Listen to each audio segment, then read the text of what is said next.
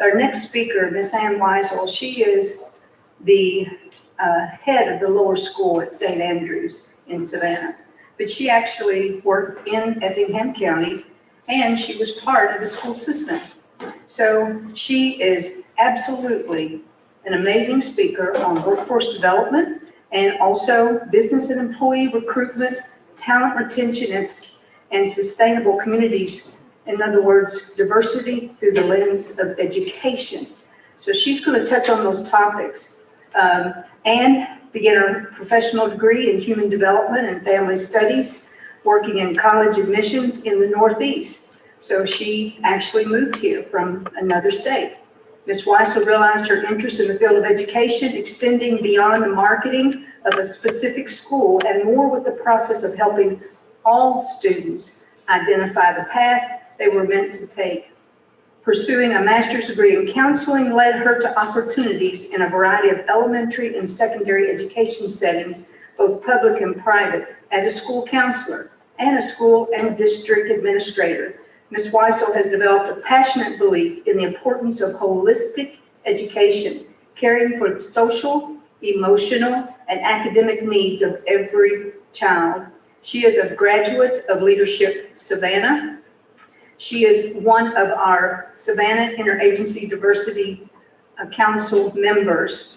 She's been on many leadership roles with us. Ms. Weisel spends her time supporting community groups that help to break down the barriers and provide access to opportunity. Most notably, Ms. Weisel's first job as a school counselor was with Effingham County. Please join me and thank you so much. This is a great presentation. Please welcome Ms. Ann.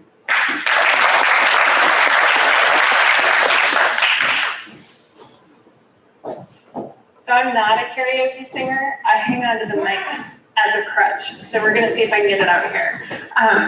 I am an educator. And so anytime I watch people learning, I can't take that hat off. And so I wanna start by being an educator and saying how impressed I am, because we've been sitting here for 3.5 hours and you're listening. You're not looking on your phones. You're not, staring off. Nobody's falling asleep. Everyone's eyes are up here on this podium. And so I'm impressed because you're engaged. I think that means two things for Effingham County. I think one, you have an incredible talent pool of local residents who are speaking to you today. And I have loved listening today. I've learned a lot.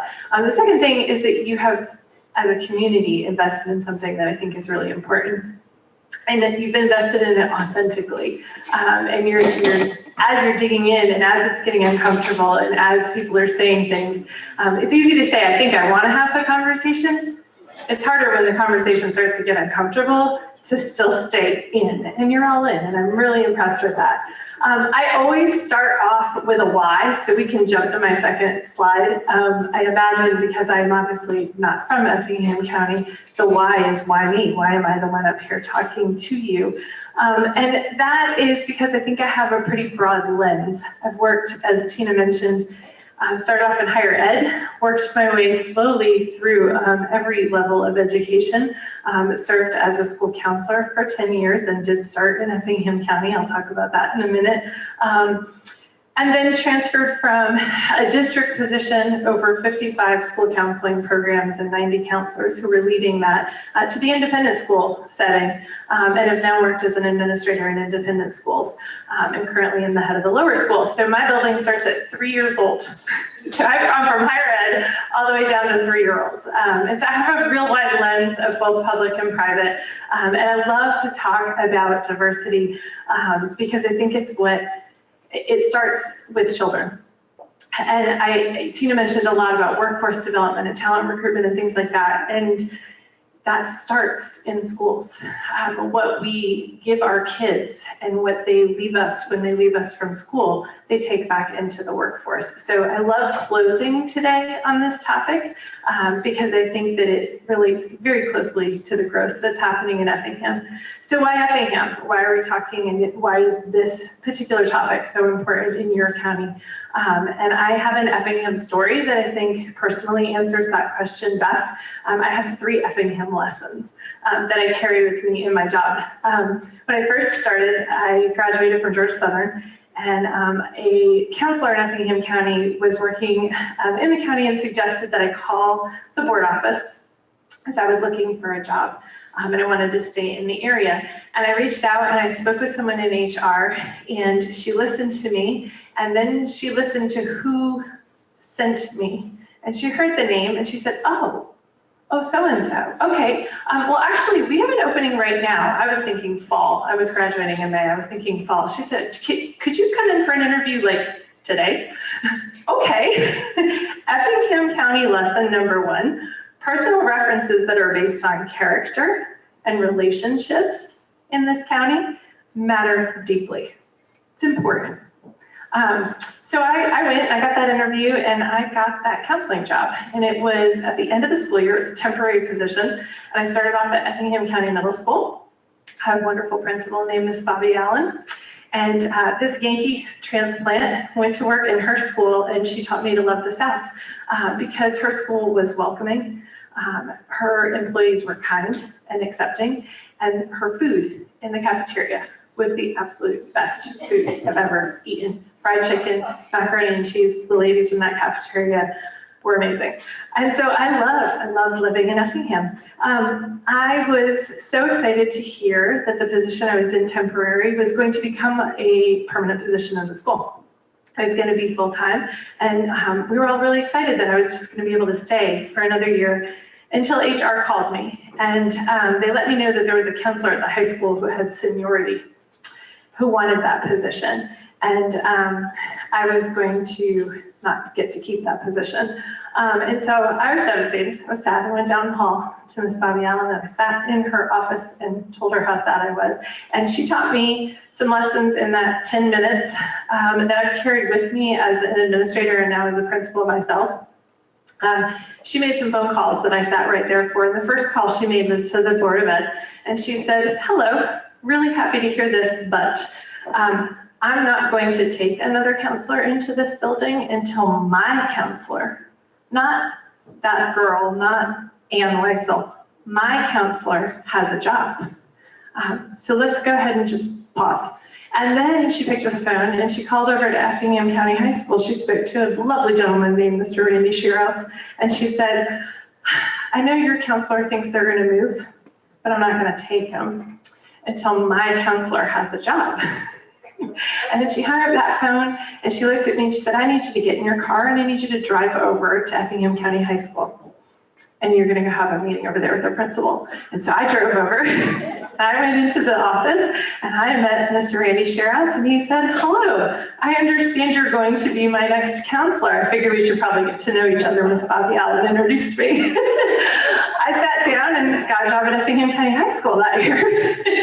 And the second Effingham lesson I have for you, in the words of Miss Bobby Allen, is that we do things the right way around here, and we take care of our people. And that was powerful. And as a principal and a leader now, that never leaves me. You take care of your people. Flash forward a few weeks, sitting in HR training, because now I'm not a temporary employee, I'm real, I'm here. And I was sitting in a room filled with other new employees at Effingham County, and the superintendent is presenting, and he has 3 questions for us. And the first question that he has is, raise your hand, those of you that have just gotten a degree in education. Well, yeah, our hands are up. That's why we're here, right? Second question, and how many of you with your hands up got that degree from Georgia Southern University? Yep, just about everybody in the room. We all come from there. And then his last question, which really stuck with me. He says, and how many of you in this room went to an Effingham County school as a student? Well, I'll be darned if probably 80% of the room didn't keep their hands up. So Effingham lesson number 3, look at Lamisha. Effingham kids come home. What does that mean to you as you're growing? It means that this is the perfect place with population growth and huge corporate industry with the ports and JCB and Gulfstream in our region. This is the perfect place to invest in this conversation in your schools, because your students come back and they stay here. People choose Effingham County because of the schools. Your schools are your workforce development.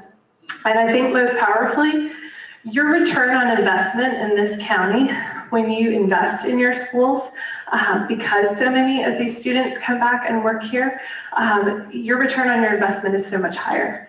And so that naturally means teaching your students to be creative, innovative thinkers and problem solvers who can collaborate with everybody will grow your business and your industry to naturally be filled with employees who are creative innovators who can collaborate and problem solve with anybody. The foundation that you're going to set here with this conversation, starting with your youngest citizens, is going to lead people in this county to be able to be open-minded and welcome that international lens. So lastly, when we talk about why education, I am an educator, and we are rooted in this constructivist theory. And what that means to people who aren't educators is basically that people actively construct their knowledge. That's how we think students learn best, at least in the school setting that I'm in now. So as an elementary principal, we talk a lot about that because we believe kids need to do in order to learn. They need to make it theirs. So to really understand this, I want everyone to just close your eyes for 1 second. Roll with me here. I want you to think back to when you were in elementary school. And for most of us, that was a minute ago. I want you to think about your learning experiences in elementary school. And I want you to think of this, the first thing that pops in your head that you remember learning when you were in elementary school. You don't have to share it with me. You can go ahead and open your eyes. I'm just going to take a guess that most of you probably thought of something that was a project, something you built or created or made, something you presented, performed, shared, or worked on in a group. And the reason for that is because what we know about your brain is if we teach it to you by talking at you, it's going to stick in the front of your brain. It's going to stay in your short-term memory for a little while. If I want it to go to the back of your brain, if I want it to be something you incorporate into your long-term memory and we can build on top of, if I want it to be essential to your knowledge, I have to make it yours. I have to let you engage in it. You have to construct it for yourself. And so when we approach this diversity concept in early years through conversation, when we approach this diversity conversation we're having as adults with kids and let them engage in it, what they do is they scaffold on top of it for the rest of their lives, and it's incredibly powerful. So that is why education. So we're going to move to the next slide. We're going to talk about the power of that conversation because it can fundamentally shape, like I said, where the kids go with this.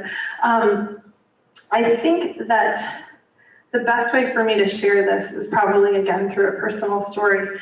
I was a junior in high school when I had probably what I would count as the most powerful conversation related to this topic. I went to a very privileged, very well-resourced public school system. And the counselor that I had a colleague in a very inner city urban area. And the two decided that we really needed a broader lens as kids going off, juniors getting ready to go off to college. And so they arranged an exchange for us. And it started with a group of us from my very privileged system getting on a bus and traveling an hour down the highway. We went to Hill House High School, and we pulled up into the middle of the city, big concrete, very aged building, lots of graffiti. My very naive self was very confused because I wanted to know where the parking lot, the student parking lot for all the student cars, how do the kids get to school? Where do they park their cars? And I'm just walking out and I'm completely disoriented and I'm going through metal detectors as I come into this school. And there's yelling, so much yelling, it's loud, and the language is not like anything I have ever heard in school. So I'm a little shell-shocked and wowed right out the gate. They partnered us with other students our age, and we spent the day going to class, eating lunch in this school that felt completely different from the experience that I was used to. I had two takeaways. The first, with this girl that I was with for the day, was that we were so completely different. different planets. We had had totally different life experiences. And my second was that we were so completely the same. We ate pizza for lunch. She's passing notes to her friends. She's planning for the weekend. It was such a nice aha. And you'd think that that would be enough, but it gets even better because about a week later, the same group of students gets on their bus and travels up to our high school, has a very similar pull up to the curb, whoa experience for the total opposite reason. They're blown away by all the fields, the baseball and softball field, the soccer field, the lacrosse, the football stadium, the track, the glass catwalks that go over the driveway of the school. This is a public school, just like theirs, but it doesn't look at all like it. They got real quiet when they came into our 500-person seat auditorium and sat down to learn about what their day was going to look like, and they then followed us around. This was harder and different for all of us because we all became incredibly aware of the privilege that we had. Because when you look at all of that through the lens of someone who you firsthand know does not have it because you were at their school last week, it's a totally different realization. So we carried this heaviness into this conversation with these two very brave counselors who sat us down at the end of this experience and had a conversation. And to this day, it's probably one of the most honest, real conversations I've ever gotten the privilege to participate in. And it stayed with me, and we unpacked it as a group, and it shaped the trajectory of all of the course of the rest of my career. It's the reason I stayed in public school for as long as I did. It's the reason I got involved with the Bill and Melinda Gates Foundation High School, early college in Savannah. It fueled my passion for wanting to try and keep having the conversation. So kudos to those two counselors because they started that. And so that's why we want to have these brave, bold conversations. And then the next natural step to when you're going to dig into those conversations is typically, why don't we have them? Well, because we're afraid. And this was a thread I heard throughout a lot of the presentations today. I'm afraid that I might say the wrong thing. I'm afraid it'll get awkward and uncomfortable. And we take that to kids and we get really scared, right? Because kids say crazy things.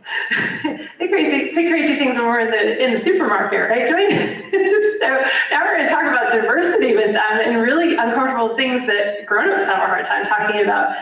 And so what I did today, we can go to the next slide, is I brought you a framework for polarizing conversations. This was done by a group called Leadership and Design, L&D. And this year in our school, we've leaned heavy on this. There's 4 steps, and we've given it to our teachers because the reality is that people are going to have these conversations, especially kids. If you don't guide them through the conversation, they're just going to have it in the hallway, and that's when things get really uncomfortable. So we equipped everybody in the school this year because there's been a lot that's happened in the news this year that kids want to talk about with these, and I want to share them with you because I don't think they're specific to schools. I think they help everybody have conversations that are courageous. The first is plan.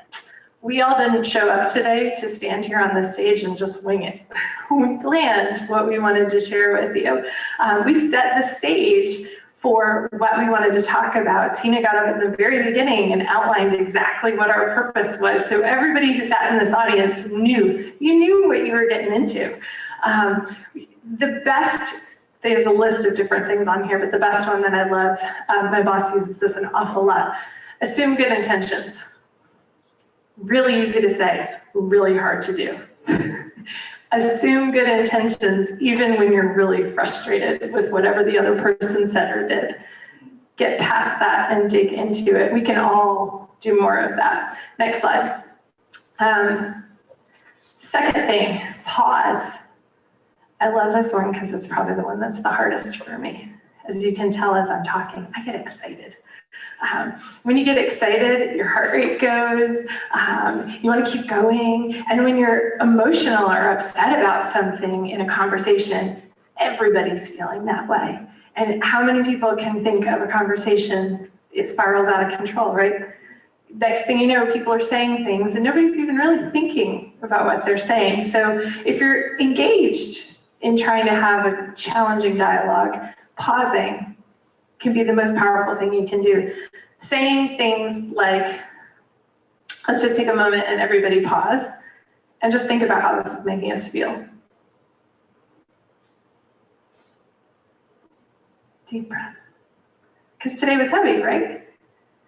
And if we get a minute, new thoughts come to our mind. Intentional conversation happens. It changes things. The third thing on the next slide that you'll see, as we flip and I'm stuck, we're going to reflect. This is harder. There we go. This is harder, but important because uncomfortable things do get said. I won't call them the wrong thing, but I will say that sometimes unintended consequences come out of things that are said. And so I think having language to handle those moments is powerful. I use, that landed hard for me. Here's why. Or can you help me? Tell me what you mean by that. Reflecting back and digging deeper. Again, presuming good intentions are here. I just need to work to figure out what they are, and I'm hopeful you will work to figure out why I needed to pause here. And then the last one, next slide, is repair. Because the goal, we go back to working with kids and packing those toolboxes so they go off and become productive, helpful people in the world, is that there will be bumps. What do we do about them? Do we carry them, hoard them, hold them deep and walk away? I think back to the first talk when Pastor Kenny talked about the 6 people sitting there with their logs. We have to repair what potentially comes out of those polarizing conversations. You have to have a willingness to prepare. Asking that question, what do we need to do right now to move forward? What can we talk about? What can we say? What do we need to do in this moment? Sometimes the answer is we just need to take a break. Sometimes the answer is I need time. Let's come back to this another day. But acknowledging that, giving that intentional conversation empowers it.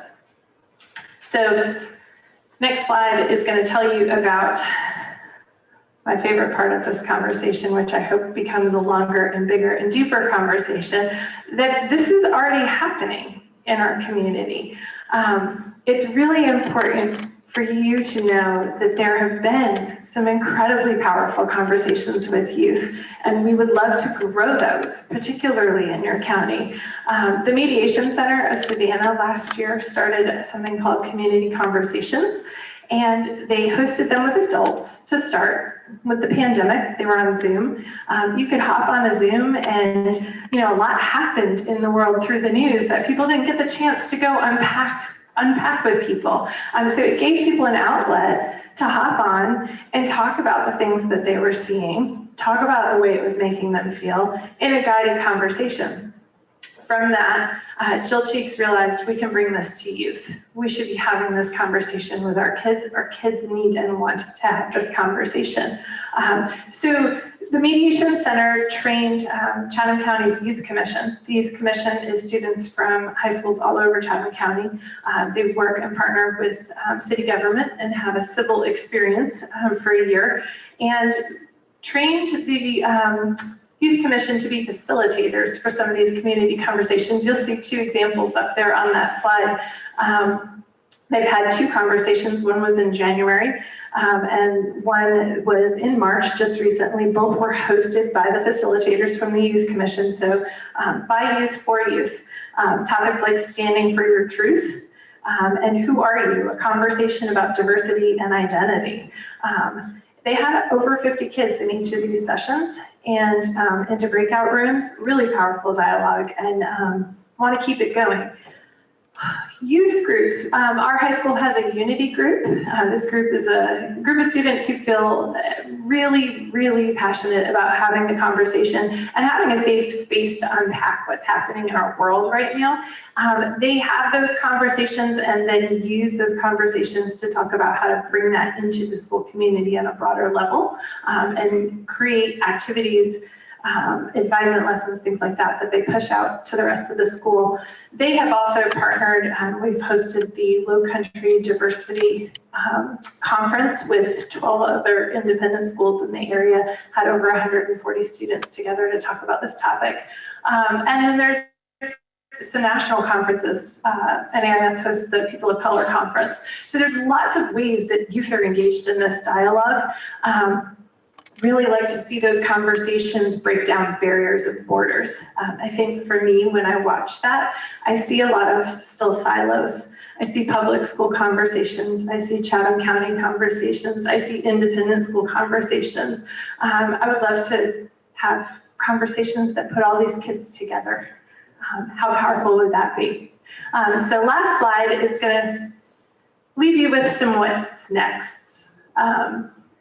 There's lots of ways as a business member, as a member of the community that you can get involved in this.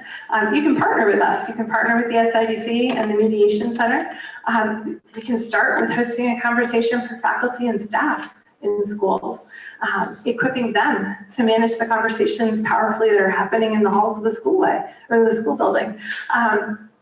Explore interest within community youth groups. It doesn't always have to happen in the school. There are a ton of wonderful after-school programs, summer programs, places like you mentioned the Youth Commission in Chatham County, that if you work with a youth group, if your business is involved with a youth group, the conversation can start there. Stepping outside of borders, I just mentioned this, I would love to see our local area start conversations outside of their traditional silos. I think this could be powerful.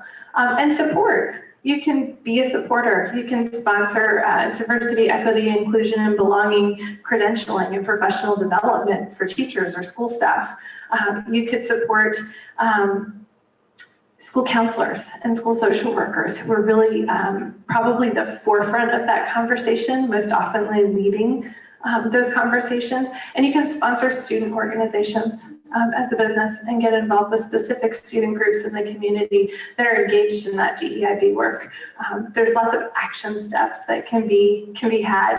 And I'm going to close with that and really truly on behalf of the SIDC with an offer that this not be the end of the conversation.